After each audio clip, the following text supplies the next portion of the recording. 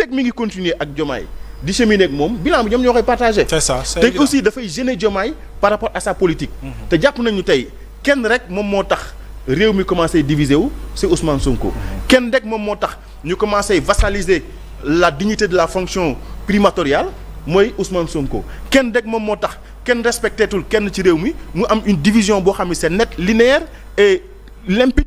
c'est Ousmane Sonko te loolu nag pour mu dañ ci réew mi au nom de la stabilité au nom du progrès au nom de l'avancement il faut que ñu am un premier ministre technocrate boo xam dafay mën a répondre ci préoccupation askan bi. c'est ça nga xam ne ci loolu rek lay ne. merci beaucoup c'est bien vu alors Momo njàngat li laaj bi benn la mooy lecture bu ñu mën a def sur ces deux sorties la sortie du premier ministre et la sortie du président de la République. waaw Mouhamed. sortie ñaari ñooñu nga xamante ne mooy le premier ministre ak le président de la République man dama cee am jàngat bu wutee ak ñu bari ci Sénégalais yi jàngat bi ñu ci am. D'ailleurs benn sortie moo ma surprendre mooy celle du président de la République. moo ma surprendre waaye. dinaa ci ñëw le pourquoi. Oui. Mais bi nga xamante ni je me pose la question à savoir lan moo tax Sénégalais yi la posture du premier ministre mu kii leen. mu surprendre leen mu surprendre Sénégalais waaw non waru leen a bett parce que qui connaît Pastef qui connaît Ousmane Sonko xam ne ci njëlbeenu waxam bi muy wax yaa ngi koy dégg René wax na ko léegi peut-être dinaa ci ñëw tuuti ci kanam ci parti état mu ngi wax naan li ëpp doole ci waa Pastef les membres de Pastef mooy ñi nga xamante ni jànguñu amuñu formation boo leen laajee projet bi duñ la ko wax boo leen laajee idéologie parti bi duñ la ko wax parce que en réalité le Pastef n'a pas d'idéologie ak kooku mën a laaj ci ñoom les 4000 cadres boo leen laajee c'est quoi l'idéologie du parti Pastef duñ la ko wax. maintenant mu ngi lay wax ne la. am na benn idéologie boo xamante ni moom neex na ko muy le parti communiste chinois. mu ne la bi ma demee Chine waxtaan naa ak le parti communiste chinois te ñoom li ma gën a kii ci ñoom mooy la formation ba pare di insister sur la formation. C'est comme si Ousmane Sonko ne connaît pas l'histoire politique de la Chine. ba pare ci biir wax ji mu ngi lay wax naan le parti état René wax na ko léegi. et ça dañ ci war a taxaw. waaw c'est extrêmement dangereux.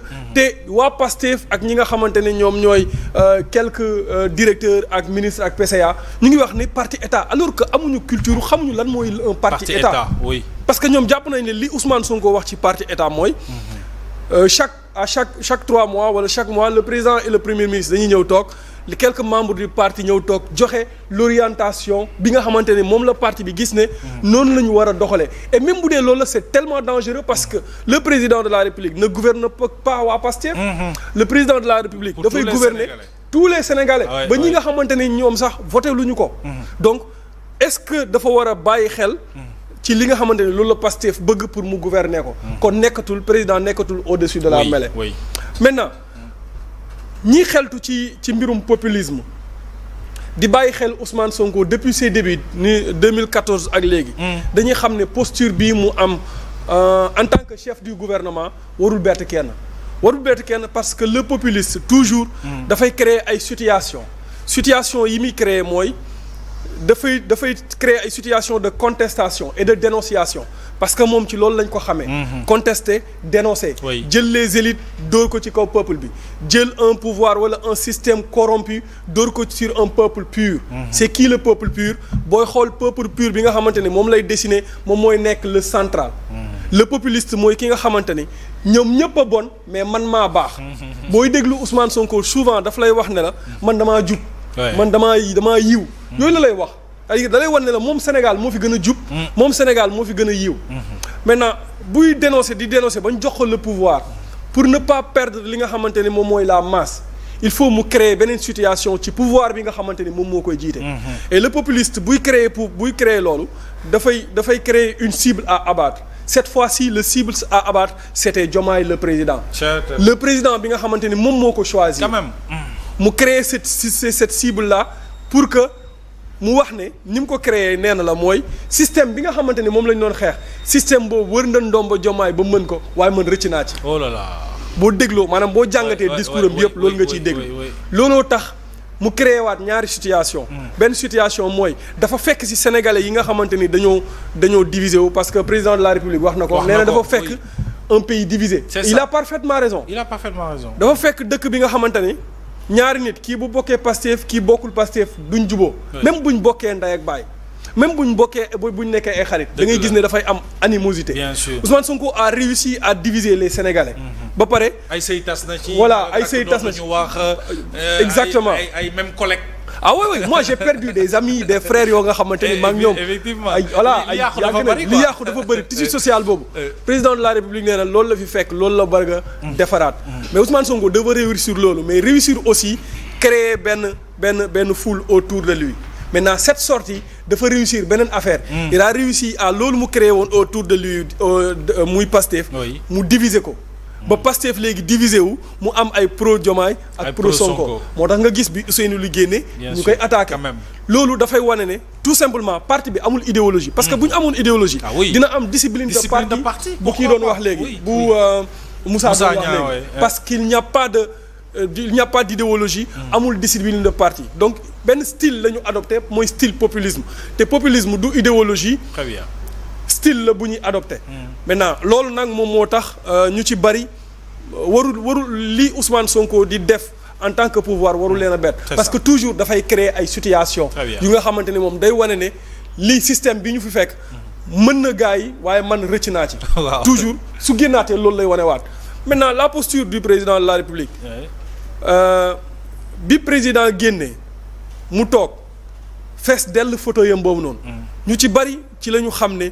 kii même bu waxul sax am na message fort bu nga xamante ne lancé na ko. donte il fait partie de Pastef et Pastef wax naa la est un style populiste le président de la République le premier ministre tous les membres de Pastef ñoom ils sont dans le populisme. mais président de la République il a réussi une chose mooy il a vite appris que ni état dafa am nu nga xamante ni noonu la ñu koy doxalee. te su fekkee ne da nga bëgg a changer un système da nga koy commencer ci génération bi nga commencer njiite jëm génération maanaam système bi dina changer mais dans 10 ans. dans 20 ans fekk nga préparer une génération. yàkkamtiwul xam na fi mu jëm. quelqu'un bu nga xamante ni xam na fu mu jëm te yàkkamtiwul te xam na li mu wax ak Ousmane Sonko te xam na ne dina ko def problème bi kay mooy Ousmane Sonko moo yàkkamti. yàkkamti na ba. il faut que vite fait li nga xamante ni moom la bëgg mu am. parce que li ko yàkkamti loo mooy xelam daloon na mais rabat d'arrêt bi génn. dafa yëngal voilà dafa jaxase carte yi. léegi il faut mu xam. fan la askan wi féetee. fan la président de la République féetee. donc affaire bi noonu dinañ ci ñëwaat yaatal ko alors Omar sur la question la sortie du tandem disons le président Diomaye et Ousmane Sonko. d'abord il faut ñu xam deux choses. dafa am lu ñuy wax légitimité originelle. ak légitimité politique. balaa nga naam ne fa.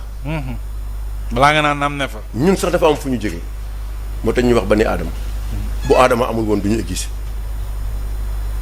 il faut que le premier ministre xam ne c'est autour ci benn boolu suppu kànja si lañ créé Pastef boobu nekku fa Diomaye moo fa nekkoon. moom ne ma foon. non boolu suppu kànja bi moo créé Pastef te boolu ko suppu kànja bi ki tax Pastef am ma ngi fa woon toog muy Bassirou Diomaye Faye. loolu na ko bañ a fàtte. ba ñu tegee parti bi la ñu xool ñoom si lañ ko oowee ne ko kaay nekk président bi. oui. ñoom ñoo ko wax. kon Diomaye il est légitime ah. moo tax ma ne la. il est plus que légitime même. mooy légitimité originelle.